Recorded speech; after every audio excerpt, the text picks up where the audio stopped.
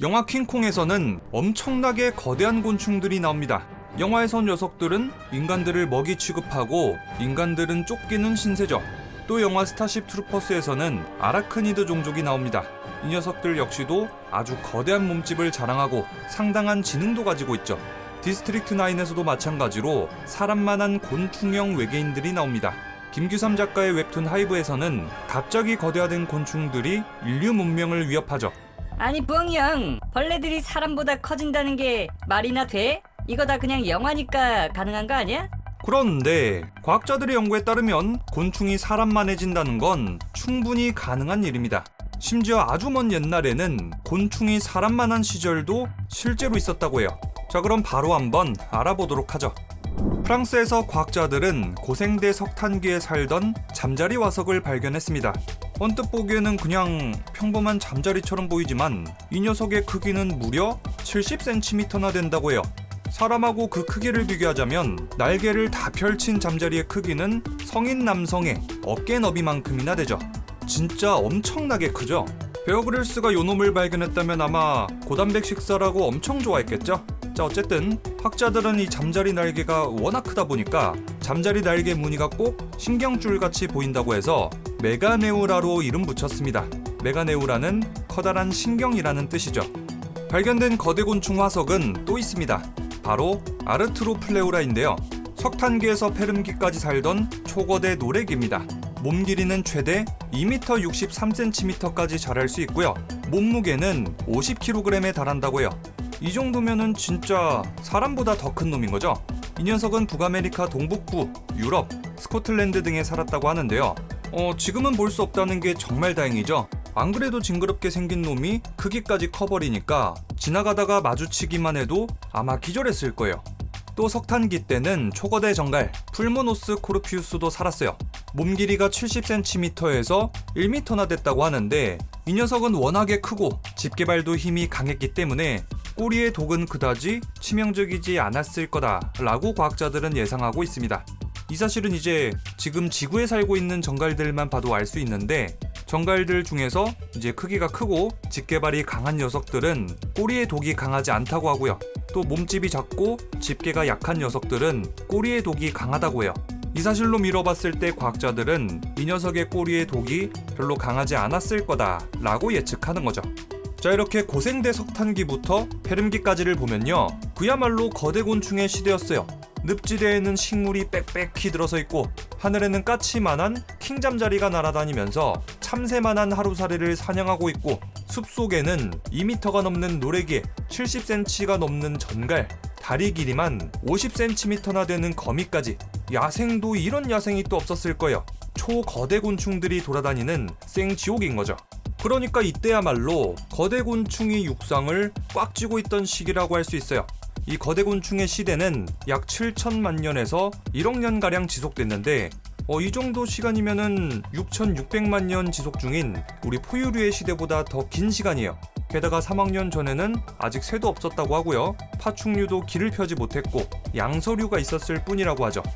물론 이때 살던 모든 벌레들이 다 이렇게 엄청나게 컸던 건 아니라고 해요. 대부분은 몇 센티미터 크기밖에 되지 않았다고 하죠. 자, 그렇다면 도대체 왜 고생대 때 살던 곤충들은 이렇게나 컸을까? 가장 중요한 요인은 바로 산소입니다. 고생대 때 거대 곤충이 등장할 수 있었던 건 바로 풍부한 산소 덕분인 것으로 추정됩니다. 과학자들이 컴퓨터 모델을 가지고 고생대 때 산소 농도를 추정해 봤는데요. 이때 산소 농도가 35%가량 됐다고 해요. 현재 대기 중 산소 농도가 약 21%가량 되는데요. 고생대 때 산소가 지금보다 14% 정도 많았던 거죠. 그렇다면 그 옛날에는 어째서 산소 농도가 그렇게나 높았을까? 그 이유는 바로 막 번창하기 시작한 식물들 덕분입니다. 이때 지구 역사 최초로 나무들이 자리 잡고 서식지를 늘려 나갔는데요. 이때 기후는 따뜻하고 이산화탄소의 농도는 산업혁명기의 10배에 달했기 때문에 높이 20-30m 되는 아주 큰 나무들이 해안과 늪지, 고산지대까지 고르게 퍼지면서 온 육지를 뒤덮었다고 해요. 하지만 나무들의 뿌리가 튼튼하진 않아서 쉽게 뽑혔고 또 초대륙 판게아가 형성된 지 얼마 되지 않은 상태였기 때문에 이 드넓은 평원은 물에 쉽게 잠겨서 습지가 됐습니다. 자, 이렇게 거대한 나무들이 뽑히거나 잠겨서 죽게 되는데, 이제 문제는 죽은 나무는 자연적으로 분해가 돼야 되잖아요. 그런데 이 당시에는 죽은 나무를 분해시키는 미생물이 너무 부족했던 거예요. 왜냐? 이제 석탄기 때 나무가 처음 생기다 보니까 이런 미생물 생태계가 안 잡힌 거죠. 자, 이렇게 미생물이 없다 보니까 나무는 분해가 안 되겠죠. 자, 그런데 이 미생물이 나무를 분해하는 과정에서 나무의 탄소하고 공기 중에 산소를 섞어서 이산화탄소가 만들어지면서 분해가 되는데, 나무가 분해가 안 되는 거예요. 당연하겠죠. 나무를 분해시키는 미생물이 거의 없으니까요. 그 말은 공기 중의 산소를 이산화탄소로 바꾸지 못한다는 말이니까 공기 중의 산소 양은 그대로 유지된다는 겁니다. 자, 이렇게 공기 중의 산소 농도는 계속해서 짙어지는 거죠. 그리고 바로 이때 분해되지 못한 나무들의 탄소 성분이 끊임없이 쌓이고 압축되고 열을 받아서 지금의 석탄이 된 겁니다. 그런데 산소 농도가 높은 게 도대체 거대 곤충에 등장하고 무슨 상관이 있을까? 과학자들의 연구 결과에 따르면 산소 농도가 올라갈수록 곤충은 커진다고 합니다. 이런 현상은 곤충의 호흡 방식 때문인데, 자, 한번 쉽게 설명을 드리면 곤충은 피부에 난 구멍으로 산소를 마십니다. 이때 곤충이 들이마신 산소가 곤충의 몸 전체에 알아서 퍼지도록, 그러니까 산소가 곤충의 몸 곳곳에 확산되도록 만드는 구조예요. 쉽게 생각하자면 만약에 부엉이가 방 안에서 방귀를 뀌면 방 전체의 방귀 냄새 분자가 자연적으로 천천히 퍼지겠죠. 곤충의 호흡이 이거랑 똑같은 거예요. 이렇게 곤충들은 피부의 숨구멍으로 산소를 마시고 산소의 자연스러운 확산으로 호흡을 하다 보니까 당연히 산소 농도가 중요하겠죠. 반면에 사람은 훨씬 효율적인 호흡 시스템이 있고요. 자, 이러다 보니까 곤충의 신체가 너무 커져버리면 산소가 곤충의 몸 구석구석까지 잘 확산되기는 어려워져요. 자, 이것도 예를 들어서 만약에 부엉이가 차에서 방귀를 뀌면은 공간이 좁으니까 옆 사람한테까지 냄새가 금방 가는데, 만약에 부엉이가 정말 큰 강의실에서 방귀를 꼈다고 해봐요. 저 멀리 있는 교수님한테까지는 냄새가 잘 안 갈 거 아니에요. 그거랑 똑같은 원리예요. 자, 이런 상황에서 산소 농도가 높았던 고생대라면 곤충들의 몸 크기가 자연스럽게 커지겠죠. 산소 농도가 높다 보니까 숨을 들이마실 때마다 더 많은 산소를 마시게 되고, 덕분에 거대한 몸을 유지하는 데 문제가 없으니까요. 자, 그렇다면 왜 지금은 거대 곤충들을 볼 수 없게 됐을까? 자, 이제는 부엉이들도 예상하기 쉽겠죠. 바로 산소 농도가 낮아졌기 때문입니다. 거대 곤충들은 석탄기 이후부터 대기 중의 산소 농도가 줄어들면서 조금씩 자취를 감추기 시작했는데요. 산소 농도가 줄어드니까 곤충의 호흡 방식의 한계 때문에 어쩔 수 없이 몸의 크기가 점점 작아졌고요. 대기 중의 산소 농도가 줄어들면서 양력도 약해지는 바람에 비행도 쉽지 않아졌습니다. 그 말은 즉 포식자들한테 잡아먹히기가 쉬워졌다는 거죠. 자, 그리고 1억 5천만 년 전쯤에 다시 산소 농도가 급증했던 시기가 있었는데, 이때 당시에는 최초의 새라고 할 수 있는 시조새가 등장. 그렇게 조류하고 거대 곤충들은 같은 먹이를 두고 경쟁했다고 해요. 이때 거대 곤충들이 경쟁에서 밀렸고요. 점차 몸 크기가 작은 곤충들이 살아남으면서 현재는 작은 곤충들이 득세한 것으로 알려져 있습니다. 그런데 만약에 지구의 산소 농도가 아주 먼 옛날 고생대 때처럼 증가한다면 어떻게 될까? 지금 지구에 살고 있는 곤충들은 다시 커지게 될까? 그렇게 된다면은 진짜 영화나 만화에서 나온 것처럼 거대 곤충들 막 등장해가지고 인간들이랑 전쟁하고 그럴까? 물론 70cm나 되는 킹잠자리가 나올 확률은 드물겠지만 곤충들이 실제로 커질 수는 있다고 해요. 2010년 11월 미국 지질학 연차회의에서 산소 농도를 높인 환경에서 곤충을 키워낸 연구 결과를 발표한 적이 있거든요. 이때 당시 연구진은 산소 농도를 30%까지 올려서 잠자리를 키워내는 실험을 했었는데, 이때 잠자리들은 보통보다 15% 이상 더 크게 자랐다고 해요. 몸 길이 평균 9cm였던 잠자리가 10cm 넘게 자랐거든요.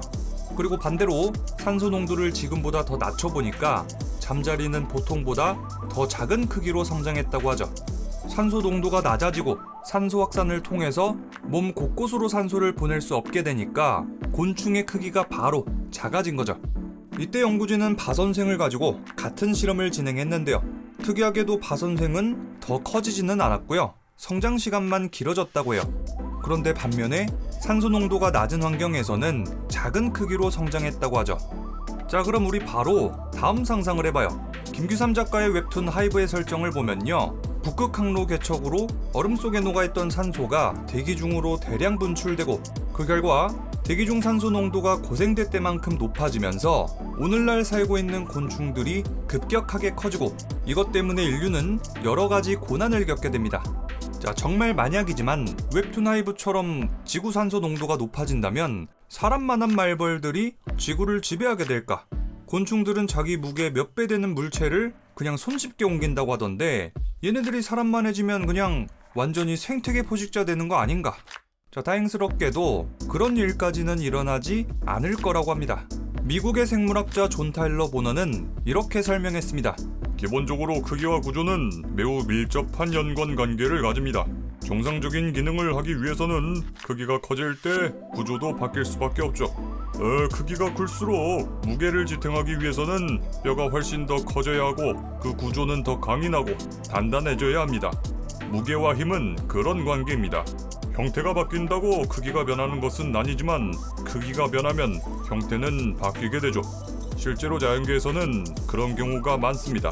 존 타일러 본의 연구에 따르면 덩치가 더 커질수록 이제 다리같이 몸을 지탱하는 기관의 굵기는 더 큰 비율로 굵어져야 한다고 합니다. 만약에 가느다란 다리로 빠르게 뛰어다니는 톰슨 가젤이 코끼리만한 덩치가 될 경우에는 가젤의 다리 역시 코끼리 다리만큼 굵어져야 한다는 거죠. 이것은 나무를 봐도 그렇죠. 어린 나무는 가지가 얇지만 나이 들고 거대해질수록 기둥이 굵어지죠. 크기가 작을수록 지탱할 힘이 많이 없으니까 얇은 다리를 갖게 되는 거고요. 반대로 크기가 커질수록 더 많은 무게를 지탱해야 되니까 굵은 기둥이 필요한 거겠죠.